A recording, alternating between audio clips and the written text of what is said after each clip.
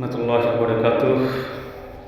সম্প্রতি আমি আহলে হাদিসদের নিয়ে মাঝে মধ্যে কিছু কথা বলি।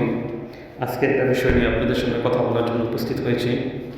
কথাটা হচ্ছে তাদের বড় শায়েখ না, সব বড়দের মধ্যে ছোট যেটা রাজ্জাকুদ্দিন ইউসুফের ছেলে, সে একটা মাসআলা দিয়েছে। তার কাছে কেউ একটা প্রশ্ন করেছিল যে কোন কোন পানির পেশাব পায়খানা হালাল। উনি পড়তে গিয়ে ভুল করেছে।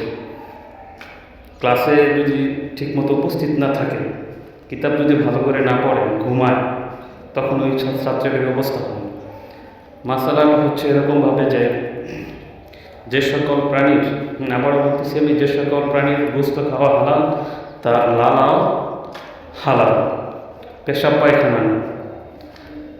তারা আবার ভালো করে পড়ে নেবেন। শায়েখদেরকে বলতেছি আবার ভালো করে পড়ে নেবেন, এবং আপনাদেরকে ভিডিও শেষে আবার আমি তার ভিডিওটা দিয়ে দেবেন।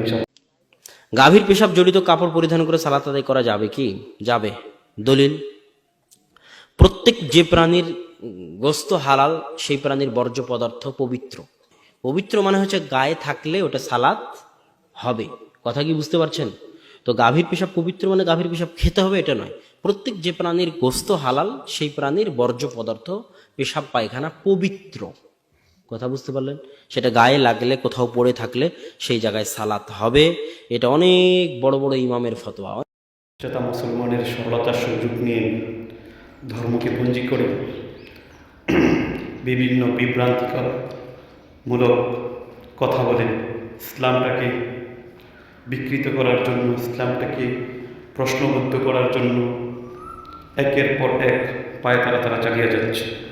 তাদের এই পায়তারাকে নস্যাৎ করার জন্য আমাদেরকে ঐক্যবদ্ধ হতে হবে এবং বিচক্ষণতার সহিত আমাদের জীবনযাপন করতে হবে ইনশাআল্লাহ তাআলা।